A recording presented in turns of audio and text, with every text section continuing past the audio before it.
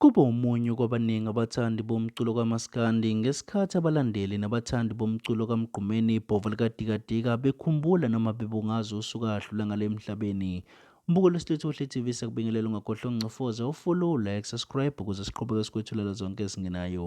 Kanti udaba esibika ngalo udaba olubika ukuthi kube omunye kwabaningi abathandi bomculo kaMaskandi ngesikhathi abalandeli nabathandi bomculo kaMgqumeni ibhovu likadikadika umuntu ekhathele bekhumbula noma bebungaza usuku adlula ngale emhlabeni. Kanti uMgqumeni ibhovu likadikadika nowaziwa ngelikakhulekani kwakhe eKhumalo wazalwa ngomhla ka-3 January 1981 wabe sedlule emhlabeni ngomhla ka-19 December 2009.